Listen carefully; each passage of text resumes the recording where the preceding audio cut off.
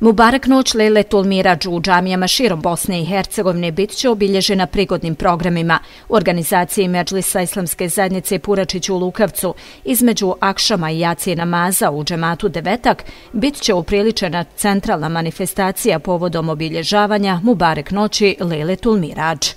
Mi ćemo se, na području našega Medžlisa okupiti u Devetaku, kao što rekao, u nedjelju 26. između akšama i jacije.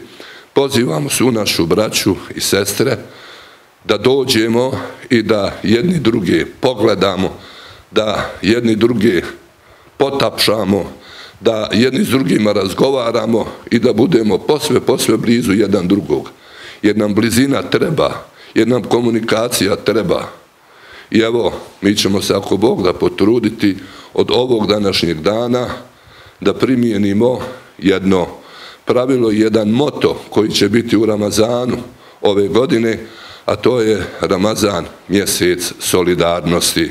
Pa ćemo, ako Bog da, biti u prilici da o tome pričamo, ali najvažnija stvar jeste što ste nas pozvali da kažemo u mikrofon, da se okupimo, da se nađemo zajedno i da oživimo ovu noć i da polako, ali precizno, čvrsto i jako, uđemo u mjesec Ramazan. Ovo je noć u kojoj je Muhammed a.s. uz Božju pomoć uzdignut do mjesta do kojega nikada niko od ljudi ni prije ni poslije njega nije stigao. Islamski izvori ovoj noći govore kao o noćnom putovanju Muhammeda a.s. od Mekke do Jerusalema i dalje u više sfere nematerijalnog svijeta. To je noć koja je dobro poznata ummetu Muhammeda a.s. a i cijelome čovječanstvu. Mi je volimo, mi je poštujemo, mi je oživljavamo iz mnogo razloga. Prvi i osnovni razlog jeste što je Muhammed a.s. po prvi puta uspostavio vezu, tako da se izrazim, između neba i zemlje po naredbi uzvišenog Boga, Allaha dželešanuhu, jer je on putovao iz Mekke u Jerusalem, Mesdžidul Aksa, i to se zove Isra, i ovaj drugi segment koji je duhovne naravi, svakako i tjelesne, a to je putovanje iz Mesdžidul Aksa u Jerusalemu u više nebeske sfere do Sidretul Muntehaa. To je zadnja točka ili tačka prije svega, do koje je moglo doći ljudsko koljeno, ljudska noga, ljudski iskorak. Tako da je prilikom ovog putovanja Muhammed a.s.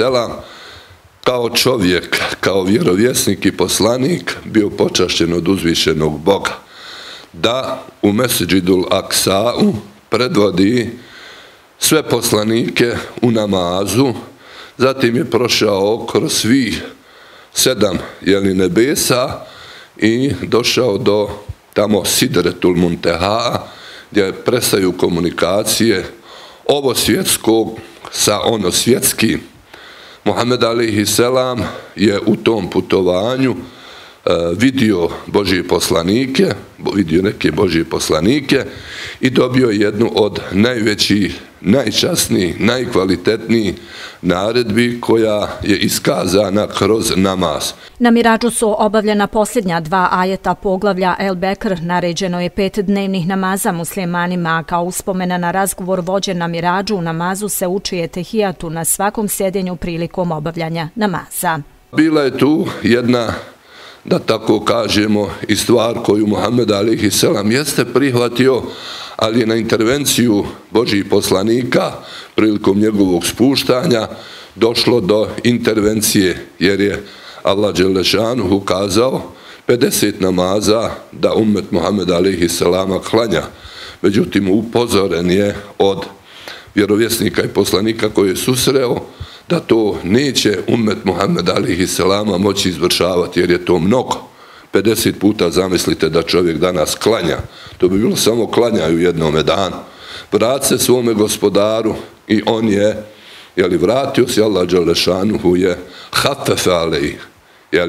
On je kazao 5 dnevnih namaza koji će imati vrijednost 50 namaza.